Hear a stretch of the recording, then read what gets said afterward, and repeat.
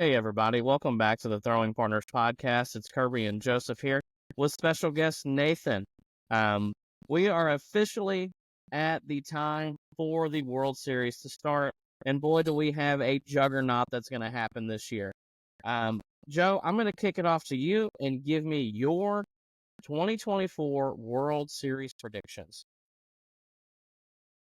Drive into left. At the wall. It's gone. Tie game. All right, so as Kirby mentioned, we have a juggernaut matchup between the New York Yankees and the Los Angeles Dodgers, and my pick is going to be the Asteroids.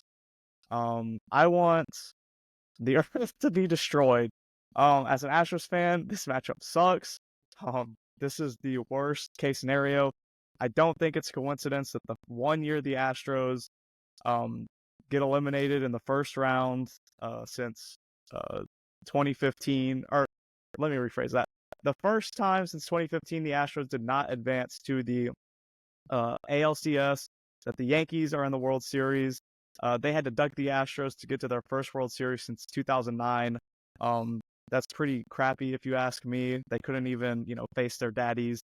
But I think that the Dodgers are going to win the World Series, and I'm rooting for the Dodgers because they have two former Astros currently playing on their team. Now you could say, Joseph, the Yankees have bench coach Brad Ausmus, head coach Aaron Boone, and then starting pitcher for Game 1, Garrett Cole, who are all former Astros that you could root for. And to that, I say no, because Aaron Boone sucks. Brad Ausmus blamed Jake Marisnick for knocking out Jonathan Lucroy in 2019 and then intentionally hit Jake Marisnick in a later series. And then Garrett Cole shit the bed in Game 1 of the 2019 World Series, and then wore Scott Boras hat after Game 7. He can catch these hands. That's all I'm gonna say. And then Juan Soto broke my heart in 2019 as well, so I cannot root for that guy, even though he is very fun to watch. I just cannot. The 21-year-old. Yeah, 21-year-old. Is he still 21? Nobody's only 25, and that just blows my mind, for being honest. Yeah. And as much as I hate the Dodgers, because I truly do hate the Dodgers, I actually genuinely liked both Hernandez's, Teoscar, and Kike. When they were with the Astros, I did not like the trades that were made for either one of them. Kike Hernandez got traded in 2015 for Jared Cozart and Jake Marisnick. And then we traded away Teoscar Hernandez for Carlos Gomez and Mike Fiers, if I'm not mistaken. So both horrible trades, in my opinion. I really wish that we had given those guys a chance to, be a part of the core that would eventually, go on this run. Obviously, it didn't work out like that, and we ended up winning 2 World Series, so I can't really complain. But I really liked them at the time, so I'm gonna root for them in the series. Plus, Shohei Ohtani is really fun to watch, and he's a legit superstar that can actually perform under the bright lights, unlike Aaron Judge. You know, I was talking about this last episode about how Giancarlo Stanton was absolutely going off. And he did again. He's hit 5 home runs so far this postseason, 1 in the DS, and then 4 in the CS, and he hit another big home run in that last game against the Guardians. And then you have Juan Soto come up in the late inning heroics. And then you have Aaron Judge come up right after him and prove exactly why you walk Juan Soto in that situation and you pitch to Aaron Judge. After Juan Soto's big 2-out home run, which he was only up to bat because of a Guardians defensive miscue, which I also mentioned in the last episode, cost them in one of their previous games in the series. After that big hit, Aaron Judge comes up and strikes out when he could have potentially, helped add on more runs to really secure that victory. But he looked lost at bat after this monumental home run. Now it didn't really mean much, but that kind of just proves why you walk Juan Soto, even if you're loading the bases for Aaron Judge. You pitch to Aaron Judge in the postseason because he does not perform. Now, if it was Juan Soto and Giancarlo Stanton batting back-to-back, well, then you're really kind of screwed because both of them have been playing out of their mind. Giancarlo Stanton has been playing like his MVP form in 2017, and that is why he won the CS MVP for the AL.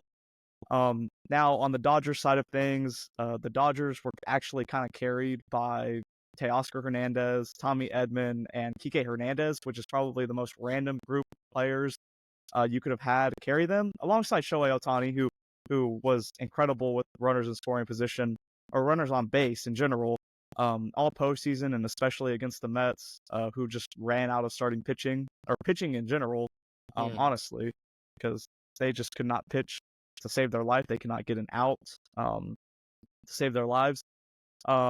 You had a Dodgers offense absolutely explode, and the Dodgers pitching held on just enough to secure, the series win. And they've been pitching great as of late. They gave up 5 runs to the Mets in the last game of the series, but I mean, they still pitched well enough to win, obviously. So, it's going to be a really good series. It's a series that MLB has been wanting for forever, but since the Astros have been dominating the American League side, and absolutely dismantling the Yankees year over year, MLB hasn't gotten that. And because the Dodgers choke in the first round every other year, they also hadn't gotten it for that reason. And honestly, you know what? I was more mad watching the Yankees advance the World Series than I was watching the Astros get eliminated this year, because I kind of saw that coming from a mile away when I saw the matchup was going to be the Tigers. I knew that the Astros just did not have the offense to handle the Tigers' pitching, which had been absolutely dominant for the last, 2 months of the season. But it frustrated me because for the second year in a row, I have now had to watch a team that I absolutely despise advance to the World Series. And it was basically like the Astros didn't even put up a fight. Obviously, they weren't in the series against the Yankees, but they subsequently lost all 4 games at home to the Rangers, which absolutely sucked to watch. Because the Rangers absolutely dominated us at home. So it is what it is. I was really pissed off, but I guess I'm just really excited for the season to be over now, because I'm really hoping that the Astros make some big moves to stay relevant over the offseason.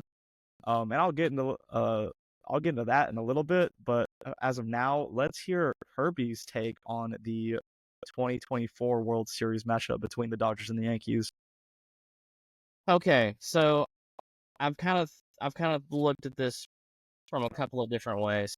The Dodgers obviously have Shohei, who is extremely difficult to shut down. They also have guys like Tommy Edman, who are playing on another level right now. I think a lot of the Dodgers' success in the World Series is going to come down to 2 things. First of all, is Jack Flaherty healthy? His velo was down in his last start. If that guy is not healthy, the Dodgers could be in real trouble. I think that's one big thing to keep in mind with the Dodgers. And then the second thing is, how healthy is Freddie Freeman going to be? Now, he did not play in Game 6, so he's going to have quite a few days off. If he is going to be healthy, he is going to be a big part of their success and really lengthen their lineup. If those 2 guys are well enough to play and can contribute in a big way, I think the Dodgers win in 5 games, maybe 6 games. But if they are not, and maybe Flaherty is hurt, or he cannot pitch, or maybe he only gives you 2 innings in his start, there's a chance that the Yankees win this World Series. For the Yankees side of things, what is Garrett Cole going to look like? Who's going to start Game 2 for them? How is their bullpen going to look? Is Luke Weaver going to hold up? How is Clay Holmes going to do?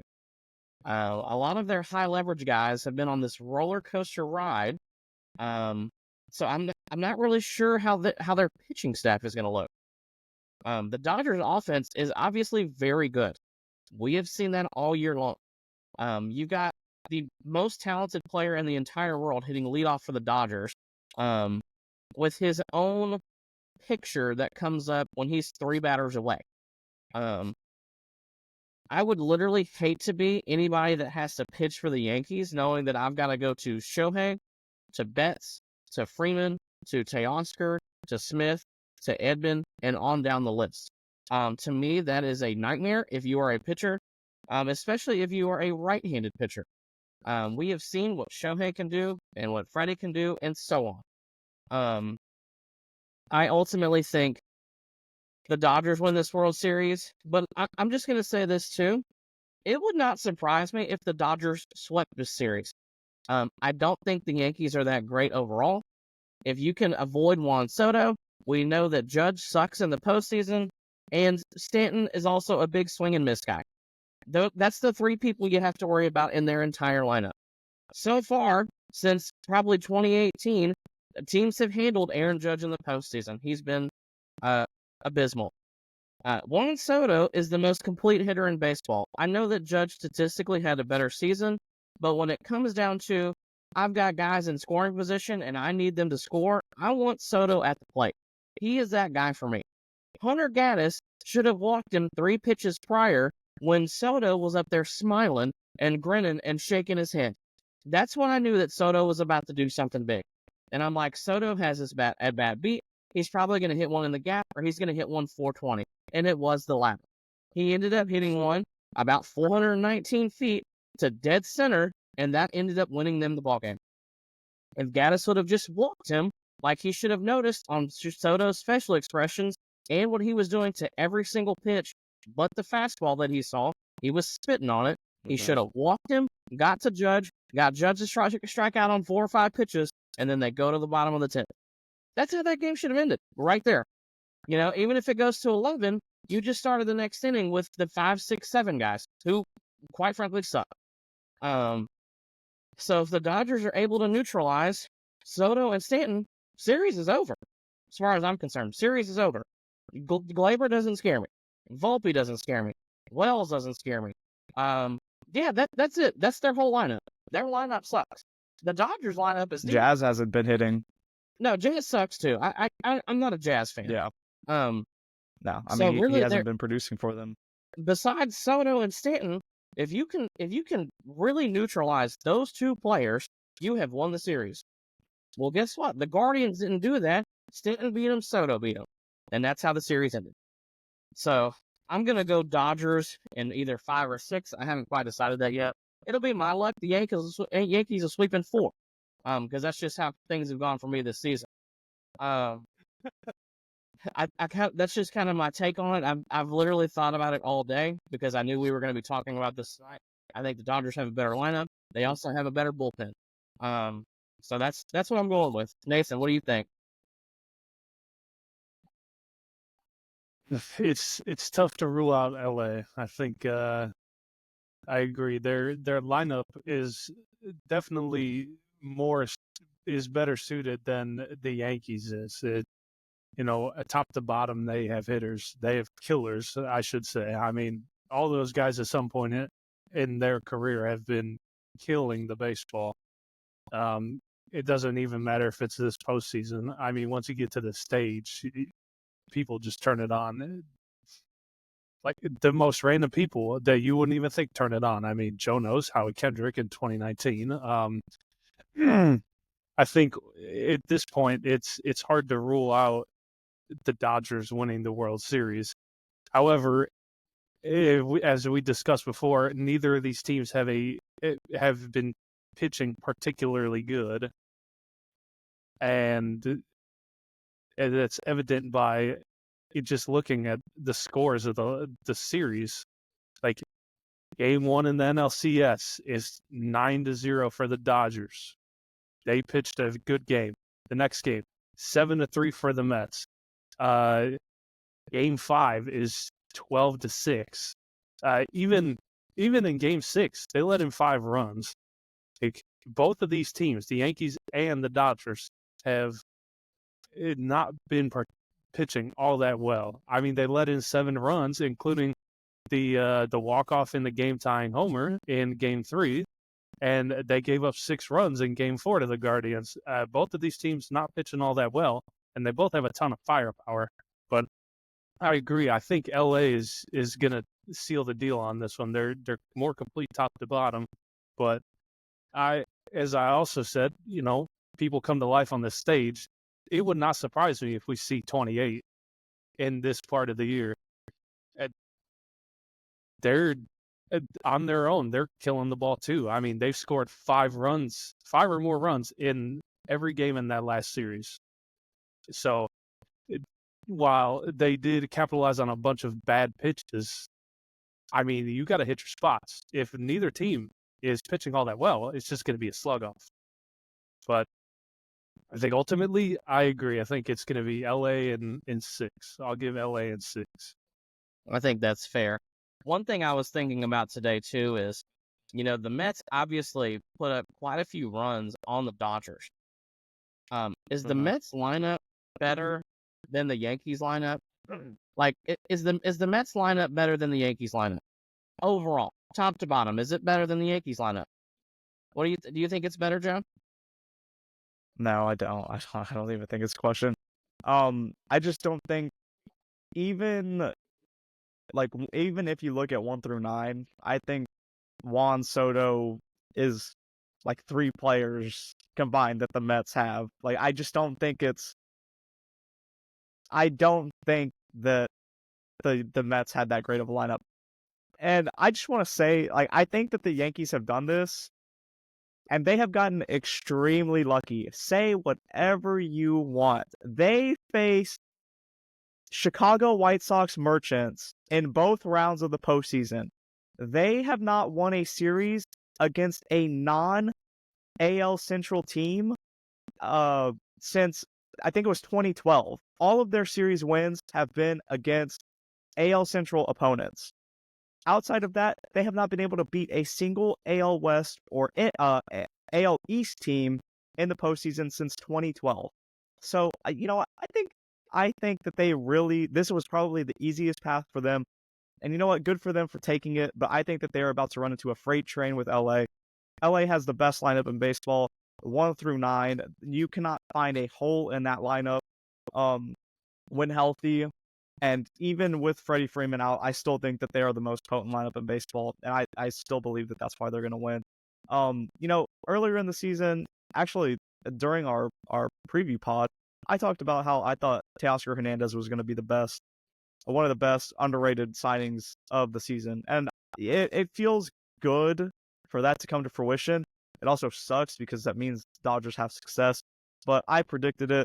And it's just really good to see it pay off because I knew that Teoscar was going to absolutely kill it in LA. And I actually hope that the Astros target him in free agency when the final out of the World Series is made in a week or two. So, no, I do not think the Mets have a better lineup than the Yankees. Yes, I think the Yankees have had an absolute cakewalk to that World Series. I think that the Dodgers have the best lineup in baseball and will absolutely freight train the Yankees. So I have a question for y'all. We're going to do a little trivia here. Okay. Since 2011, okay, that's as far back as I could go looking at payroll stuff. Okay.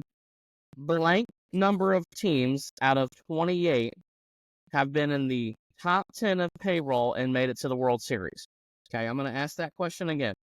How many teams out of 28 total in that many World Series between 2011 and 2024 have been out of the top 10 in payroll and made it to the World Series? Okay, so how many teams out of 28, so over 14 World Series, that includes this year, have been out of the top 10 in payroll and made it to the World Series? Joe, give me an answer. I don't know. That's a tough one because let's see. I don't even remember who was in the World Series in 2011. It was that. What series was that? Okay, 2011 was Cardinals and Rangers. Cardinals are. So that was the Matt Holliday. Was that the Matt Holliday World Series or That was a David Freese. David World Freese. That was a Yes. David Freese World Series. Yes. Yep. Let's see, I don't know if either one of them teams was top of payroll. I don't know. I really couldn't. Nathan, I don't know. Again, yeah. I know the Nationals.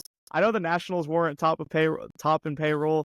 I know the Rangers were top of payroll. I know the Diamondbacks weren't. Let's see. I think the Cubs were. I don't know if the Indians were in 2016. I know for sure the Royals weren't. The Royals weren't both years. The Giants might have been. Let's see. What was the 2014? What was the 2014 World Series? Was that was the not the Giants Dodgers. That was and Royals. Giants and Royals. Mm-hmm.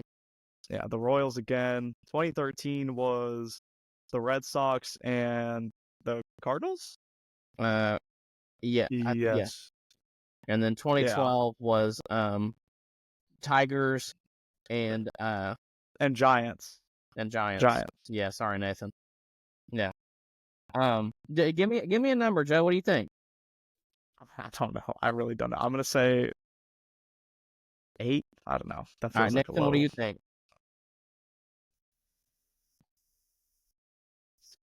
I'm gonna give her a good old honest 5. Okay, well, Joe, you actually nailed it. Only 8 teams out of the 28 that have made it to the World Series have been outside the top 10 in payroll. Okay, now here's my next question: how many of them have won the World Series? Okay, that have been outside the top 10 in payroll since 2011. How many of those have actually won the World Series? And can you name them? Okay, well, the Royals did it in 15. I know that they were outside. The Nationals did it in 19. I know they were in the outside. The Dodgers won it in 20. Well, I don't know if the Braves were in 21. I'm sure the Braves were up there in the top 10 in payroll. I didn't even mention them when talking about this. Let's see. So the Nationals is incorrect, actually. Oh, are you serious? I guess with Scherzer, Strasburg, The Nationals were Rendon. the Nationals were actually 7th in payroll that year. They won the World Series. Huh. Okay. It's got to be the Royals then. I mean, I don't know which other. I don't know what the financials look like from the Giants, the 2 years that they won, and then the Red Sox. Nathan, you got a guess besides the Royals is correct. Nathan, you got a guess on Yeah. what else on another answer maybe?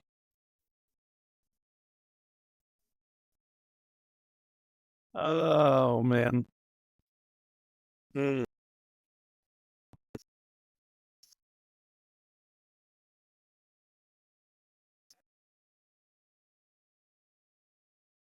don't know if I can. I would guess maybe 16 Indians. Okay, They well, didn't win the didn't World win the World Series. That's true. That's true. Sorry. Sorry. Oh shit, you're right. I got my head on my ass. It's hard. Uh, Actually, neither one of y'all are gonna get this. Y'all, I'm gonna go ahead and just tell you. You're gonna say like the Giants or the Red Sox from 2013 or 2012, and I don't know what their Not teams even look like close. financially. Not even close. Not even close. No. The only other team that has been outside the top 10 in payroll to win the World Series is the 2017 Astros. They were actually 17th in payroll that year. Believe it or not, they were 17th in payroll. And guess who they I played? guess. Well, The number 1 team in they payroll. played the yeah. Dodgers. So okay.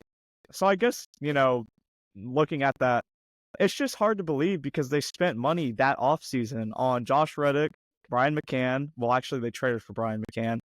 Beltran, although they probably didn't get Beltran for a lot. None of them cost They too traded much. for Charlie Morton. Yeah, I guess you're right. They built that team off of scraps, and that was Yeah. before Altuve was getting big money. I guess Verlander wasn't really considered in that. He probably added late. For long. Springer wasn't making anything. Correa wasn't making anything. Bregman wasn't making anything. Nope. Marwin definitely wasn't making anything. Gaddis wasn't making crap. Yeah, okay, that makes sense. Yeah. So Yeah, okay, that makes sense well, actually. basically, what this comes down to is my point is that teams that spend money typically do well. We're looking at 20 teams out of 28 have been in the top 10 in payroll and have made it to the World Series. Okay, so literally Only 8 of those teams, only 8, have been outside the top 10 and made it to the World Series. Those are not good odds. That's less than 30. That's like 30%. So if you want your team to make it to the World Series, your team needs to spend money. That's what this all boils down to. Unless you have a Royals 2015, who in this day and age that team wouldn't make it past the first round. Nope. But yeah, they had absolutely no slug. And the thing is they played phenomenal defense. There's no team in the league right now that plays phenomenal defense like that team did. You know, they also had a bullpen that was completely locked down, kind of like the Astros in 2022. No team right now has that kind of bullpen. I will say that the one thing that the Royals did that no team does today was they passed the baton like no other team can now in the league or did in the league in 2015. I mean, if anybody remembers the Game 4 of the ALDS against the Astros, the infamous Correa, like off of Tony Sipp's glove, off of Correa's glove play. I mean, they got, I believe it was 5 consecutive hits where they just barreled the ball, hit it where, nobody was, and just passed the baton. And I mean, even without the slug, they were still very productive with their at-bats. They were fast as hell, too. They could run like the wind, and, I mean, they were just productive offense, even without the slug. So, I mean, I think that if a team could figure out a way to get that past the baton mentality, the way that the Royals did, and play like unselfishly, a team like that could be successful again. But I don't know how many teams are really looking to build, like that now, with all of the advanced analytics that have, become so prevalent in today's game. Definitely. Joe, I know that you wanted to mention some stuff about the Astros, because the Astros right now only have, according to Spot Track, they only have $146 total million allocated towards 2025. I know you wanted to mention a couple things about them needing to spend money to be able to keep up with some of these teams that we know will spend money. Yeah.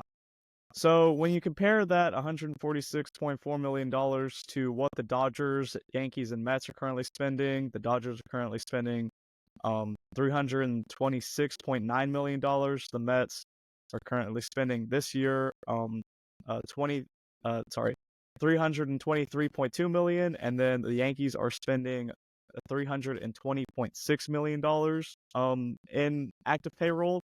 Now the Astros this year were ranked 4th in the league with $296.9 million.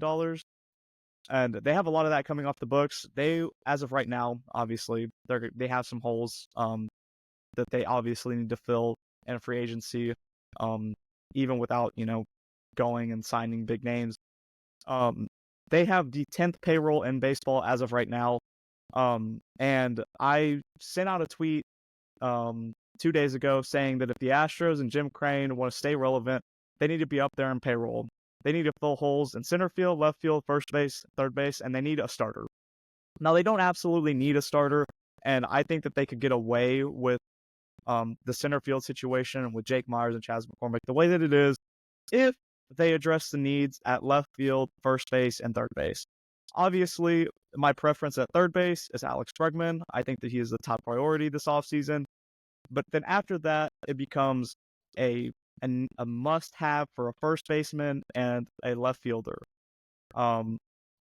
I go on to say, I'm not saying spend all the money on 2 players, but spend it wisely and get what you need to stay competitive. And obviously, I'm not saying go out there and sign, Juan Soto and Corbin Burns, and you just need every top free agency on the books. I'm saying, get a Christian Walker or a Josh Bell instead of a Pete Alonso. And then go get Alex Bregman. And then go get a Teoscar Hernandez, who has been killing it, and I think will garner a decent-sized contract, but he's not going to be getting anywhere near what Santander or Juan Soto are going to be getting. Now, if you really want to go out there and splurge and impress me, go get Anthony Santander, because honestly, he's my number one target outside of Alex Berkman for the offseason. But you do need a first baseman. I like the first baseman options aren't flashy. You've got guys like Christian Walker, as I mentioned, Josh Bell, Pete Alonso, Carlos Santana, and Paul Goldschmidt. All six of those guys, or five of those guys, interest me in some form or fashion. They all slug pretty well. A couple of those guys' numbers were a little down over the season, but overall, a lot of players' numbers were down this season. I think it's the dead baseball. But if you get a guy like Josh Bell or Christian Walker and pass on a Pete Alonso who is going to garner a lot of money, then I think that you are set up perfectly. I think you need to trade Framber Valdez and get a top-level prospect, a mid-level prospect, and probably an MLB-ready prospect. And I think that you trade him now so that a team, like you can use the leverage of him having a full season for a potential contender as leverage to get those three players back. And then you sign Yusei Kikuchi, who, after talking to the media, sounded like he really wanted to stay here in Houston. Now, I know that could just be lip service to the fans and to the media, but he doesn't seem like the kind of guy that wants to just go chase a bag. He seems like the kind of guy that wants to be put in a situation where he is going to succeed, because that's just the kind of person that he is. And he's gonna make money anyways. He's going to garner a pretty decent sized contract. But I think that, with the work that the Astros have been able to do with him in such a short period of time, and the potential that they can work with him over the offseason and continue to improve upon what they found, would do absolute numbers for his career. If he signed like a 2 or 3 year deal with a player option, he can get out of that contract, in the first year or the second year, and then he can go sign somewhere else for more money if that's really what he wants. But I think that if you trade Framber Valdez, again, I think the Astros should heavily consider that. Then you need to go out there and get Kikuchi.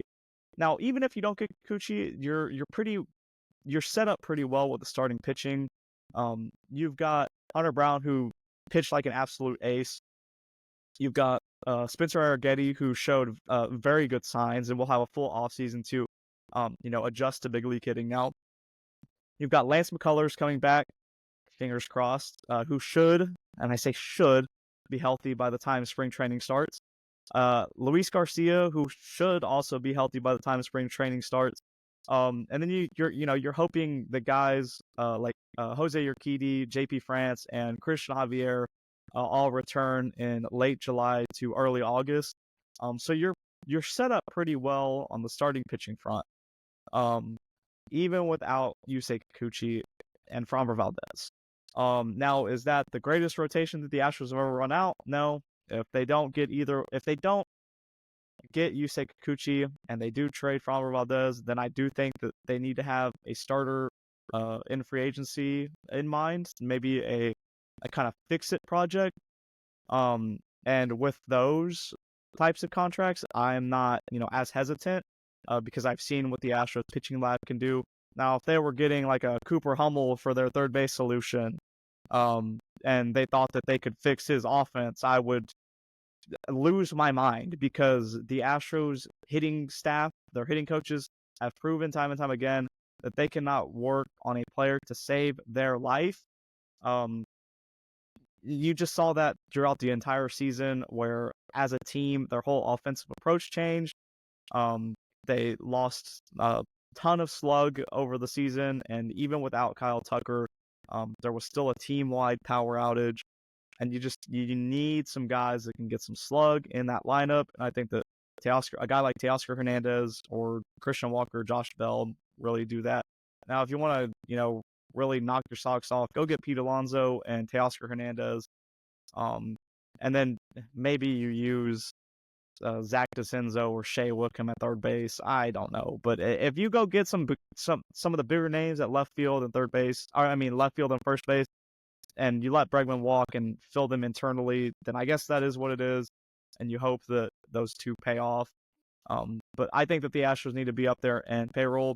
They rank 10th currently. They have money to spend. They have more money coming off the books during the 2026 season, and that is when Kyle Tucker's deal is expiring, and so is Fromber's. So if you don't trade Fromber, obviously you have two guys that are making some pretty big money in arbitration, walking away.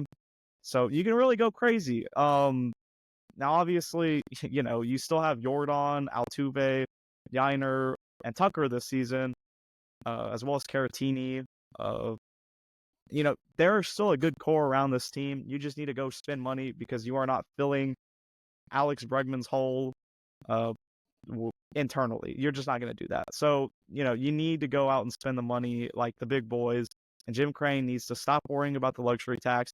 We, the fans, have done more than enough over the last 8 years to provide for this freaking team to go spend some money on a free agent, okay? Like, we have bought the merchandise, we have paid the concession stands, we have bought the jerseys, even though they keep going up in price and dropping in quality. We've done everything, okay? We've sold out games. We've showed up to postseason games, even though, the crowd levels suck. That is what it is. We've still sold them out. You're still getting the shit ton of money. You can afford to pay some guys and, take a little hit in your pocketbook, okay? Just do it. If you want to stay relevant, if you want to stay like the Yankees and the Dodgers, who spent $1 billion over this offseason, then you need to spend the money. I'm sorry. You just can't get away with being the Guardians or the Rays, which have proven time and time again that model is not successful. And as we just talked about, you need a big payroll to make it to the World Series and to win the World Series. So, just suck it up. If you keep providing for us, we will keep providing for you, and we will keep giving you money and a profit to run this stupid organization. Okay, just do it. There's no reason not to. You're a billionaire. You own a freaking MLB team. Spend the money. Make the product worth it.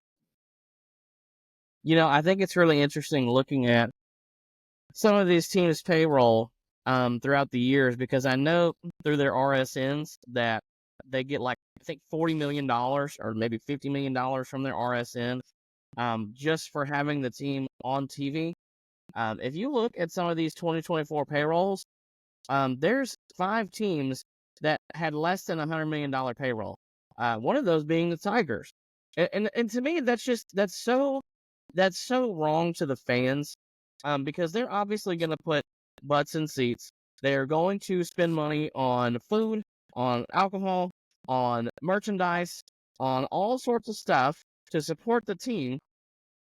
And you're telling me that the best that you can do is an $85 million payroll. Come on. Quit being so cheap. It's just so irritating to me that there's so many teams that actually have really good fan bases, especially when their team is good, that, they're these billionaire owners who are not going to suffer if they spend another $100 million, won't spend the money and, support their teams and support their city and support their fans, So to me, it's really irritating. I'm looking at the Pirates. The Pirates have one of the best 1-2 punches in baseball with Skeens and Jones, and their payroll sits less than $90 million. How cool would it be if they went out and got 3 or 4 big pieces this offseason, and then all of a sudden the NL Central's up for grabs?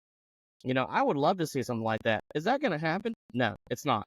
So it's one of those things. It's really disheartening as a fan. I know that I get frustrated with some of the things the Braves do, but then also too, I look 3 years down the road, and guess what? The core is still there, and the core is actually still fairly young. So to me, I am thankful that they have locked up that core, and that their core is going to be there for a long time. But I feel for the fans that their team hasn't spent the money, or they won't spend the money, and they're just kind of living in limbo or living year to year. Nathan, I'd like to get your thoughts as a team that doesn't spend a lot of money, but used to spend a lot of money. Well, one of the key things is the ownership of the Tigers was passed on. Mike Ilitch passed away in 2017. It passed down to Chris Ilitch. He is a stingy mofo, to say the least. Me and my buddies, when we talk about this team, it's every offseason we hope for big things to happen, big trades, and it's nothing. It's always penny pinching. And I mean, this year specifically, I knew we weren't going to have any big names. Like, I knew Jack Flaherty was probably our biggest signing, and he was just going to be like a recovery. This is going to be a recovery year, which, I mean, ended up working out very well for both of us, Jack Flaherty and the team. But I think the other thing that it comes down to is, yeah, you might look selfish to the team and to the players for not spending money, but at the same time, it's a two-way deal. Like, you have to sign with a player who wants to come to your city, and I think that's been one of the biggest problems, especially for us, is Detroit has not really been that attractive of a team. Like, yeah, you can throw money at whoever. I don't know if we offered Correa any money. If we did, surely it wasn't enough to come to the Tigers when they were in the freaking dumps. But it was enough for Javier Baez, for the record. But you I was need going to mention that. you need it to be attractive enough to bring these players in. And I mean, thankfully for us, and looking at these other teams in the bottom five there, we made the playoffs. I think we are in a very good spot to sign players. I even think that Pittsburgh and Tampa are still in an okay spot to make a sneaky signing. I mean, Pittsburgh's got a whole bunch of young guys, like you're talking. It's a two-way road. I can't blame it all on Chris Ilitch having a stingy wallet. It's people got to want to come play in Detroit, which hopefully Alex Bergman does. Hopefully he doesn't. Nope. I will say we talked about the 2017 Astros, and in hindsight, they had superstars on their team, but they weren't getting paid jack squat. So there is a time and place to pay your players. There's a time and place to have a big payroll as well. 2017 Astros didn't need a big payroll because all of their superstars were under rookie contracts. They weren't free agents yet. Now, if you really wanted to say, like, their time to pay their players was 2020 and 2021 when you had George Springer and Carlos Correa walk away, then yeah, I'll hear you out. Obviously, then it wasn't time to have a massive payroll. But after you win that first World Series, then you go out and you go trade for a guy like Garrett Cole, who is making, I believe he was making some pretty decent money in arbitration. You added Justin Verlander's contract. You signed a couple guys, and then in 2019 you make some more additions, and then your payroll increasingly starts to get bigger. I think that the Tigers are in a great spot now. 41 million. Your payroll for next year is ranked 27th. You have $41 million, and 25 million of those dollars are going to Javi Baez. That's alarming. But that's because your guys are so young. So, like you were saying, you can't blame it all on penny pinching. It's just your team is so young that a lot of those guys are still under rookie contracts. Now the Astros are no longer in that situation. None of their guys are on rookie contracts, and you need to pay some guys because you don't have guys in the farm system that are actually going to come up and fill those holes anymore, like I was just saying. But when you got teams like the Rays that are like legitimately just don't pay players, they produce guys, they have them be successful for 1 or 2 years, and then they ship them off to somewhere else. That's what's frustrating, because you could hold on to those players, have them go through arbitration, have them make a little more money, but still keep them and continue success. Instead, you sell them for cheap, or not cheap. You get what you want for them, but you sell them, and then you have to wait another year or two before you see that pay dividends. That's frustrating to watch. Our teams, like, I think what the Royals did over last offseason was brilliant. They signed Aroldis Chapman, and then at the deadline, okay, so I think that buying players over the offseason when you know you're not going to be a good team is a great idea, especially high caliber players, because then you can just trade them off in the during the trade deadline and get more talent for them. I think that's brilliant. I think, like I was just mentioning, the Royals getting Chapman and then selling him for Cole Reagans to the Rangers was brilliant. I think, obviously you want to say that it worked out for both teams. Obviously, the Rangers felt the effects of that this year, but they won the World Series in 2023, so I don't think anybody's crying over, losing Cole Reagans. I think they got what they wanted. They spent $500 million to get there. Good on them. They got what they wanted. But the Royals did phenomenal, and they are set up brilliantly for the future, where they have a low payroll. They're a small market team, and they have young pieces that they won't have to pay. But when the time comes to pay them, they should pay them. I mean, I don't understand this idea of not wanting to pay your stars. It doesn't make sense. They're the reason why you're making money. You should pay them. I'm really going to be interested to see what the American League in general looks like next year, because I'm going to tell you right now, the White Sox ain't getting no better. Is the American League going to be a total repeat of this year, where you've got four AL Central teams minus the White Sox that are over 500, just because the White Sox are so bad? If I'm a free agent, am I going to the White Sox? Am I entertaining anything about the White Sox? Absolutely not. Unless they are going to pay me $600 million, I'm not going to the south side of Chicago. It's not going to happen. Or unless that you are a guy that, like a Jack Flaherty, who is on a reclamation project and trying to, up my value, where maybe at the trade deadline after 4 months, I get traded. It's not going to happen. The White Sox aren't going to win more than 50 games again next year. Their division is going to blow them out of the water. And that just, and that's, but you also, I don't know. It's just going to, you also have to consider the fact that the White Sox ownership has already come out and said that they want to shred even more payroll than they already have over the last season and a half. I mean, that already tells me that they are not going to reach out to a single agent, and a single agent isn't going to reach out to them.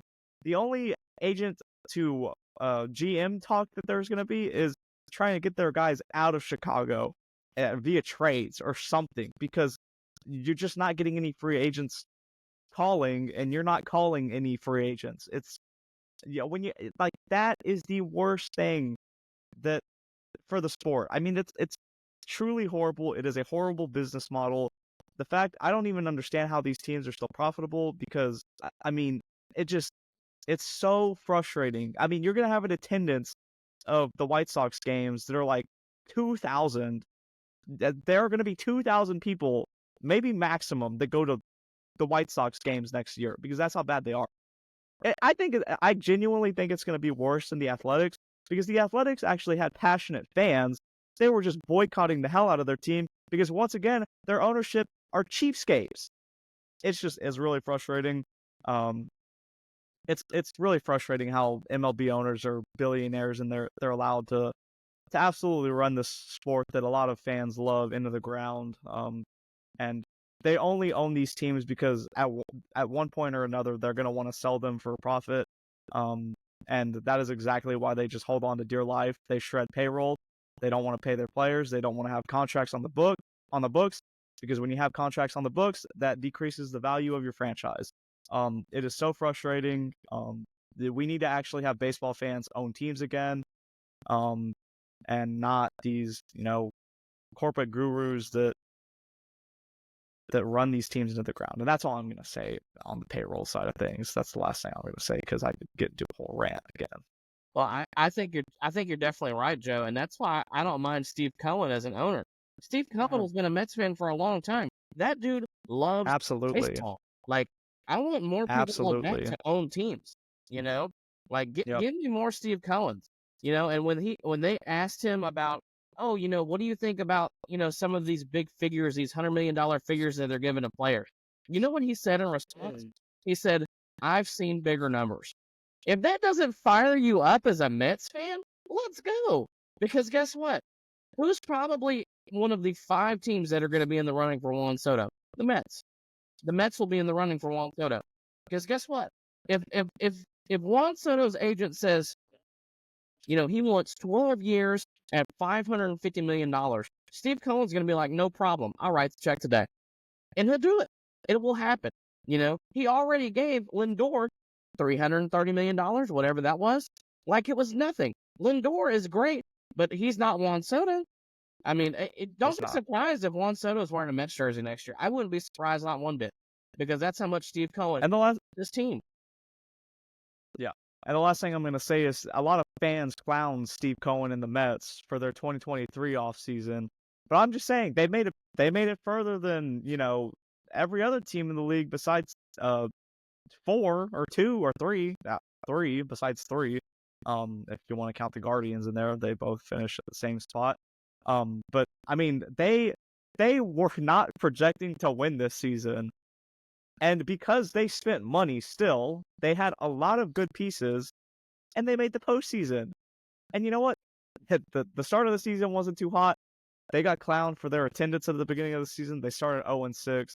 But after that, they were selling out game after game. And they were making all of this money on collaborations with McDonald's and the OMG song from Jose Iglesias and all of these other things.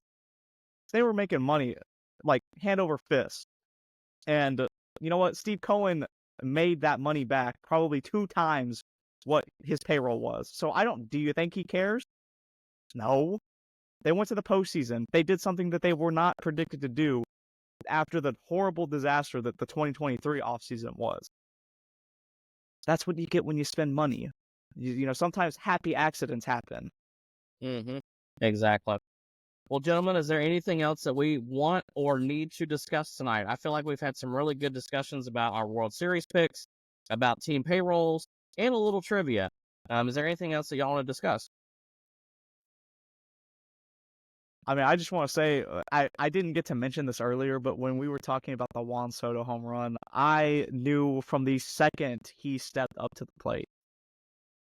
I had seen it, and I have seen this moment over and over, replay in my head. I went to all 4 games of that 2019 World Series. I saw him absolutely unleash on Justin Verlander and Garrett Cole, and those 2 games that they pitched at home. And I knew in that moment, I said in my head while I was sitting on the couch watching him walk up to the plate, I was like, if this isn't a Juan Soto signature, career moment, then the MLB script writers, don't exist. Obviously they do, because it happened exactly, as I predicted. I knew as soon as he stepped up to the plate, that ball had no chance of staying in the park. Even before the first pitch was thrown, he walked up to the plate, and I said, "Why are you pitching to him?" And you mentioned him going to the Mets. I don't think that's going to happen. I keep saying it. He's going to be a Yankee for the rest of his life. He just fits the New York pedigree. He already has the signature moment now. If he wins the World Series, he's not going anywhere. They're going to offer him a dump truck full of money, and he's just going to be a Yankee for life, and I'm going to have to hate him for 2019 and then subsequently every year following post, because he's a Yankee. Even though, again, I would love for him to be an Astro. Jim Crane, stop being cheap. Open up your pocketbooks and sign Juan Soto. $600 million. I believe in you. You can do it. Nathan, do you have any final thoughts before we wrap up the show? I think the last thing I'll leave it with is just tailing off of Joe's last comment there. I think every team needs to be opening their pocketbook. Christopher Illich, please. Thank you. That's right. It doesn't have to be Juan Soto, but please, anyone. Alex Bregman, Santander, please. We are ready. Stay cheap. Oh, man. All right. Well, if I tell you what, we'll do this, fellas. If Alex Bregman signs with the Tigers, we will have an emergency podcast that day. I don't care if it is a Friday night at 9:30. We will have an emergency podcast if Alex Bregman becomes a Detroit Tiger. With that, I'm going to wrap things up. Thank you, everybody, for listening to the show. It's been a great time this evening. If you have not already, please like, share, and subscribe to our YouTube channel, The Throwing Partners Podcast. We would really appreciate that. Every week, our views keep going up, and that just makes me happy every time I look at it. And then also remember, too, if you don't want to watch us, you can just listen to us on Apple Podcasts. We've gotten some really nice, thoughtful 5-star reviews, and that helps the show. It helps our numbers grow. That way people can see us more. So thank you, everybody, for the support. We really appreciate it. Oh, and the last thing, our stickers should be here very soon. I've got 200 of them coming. So that'll be great. We can pass them out and put them up in different places around Houston or wherever we travel to. So thank you, everybody. Have a great night.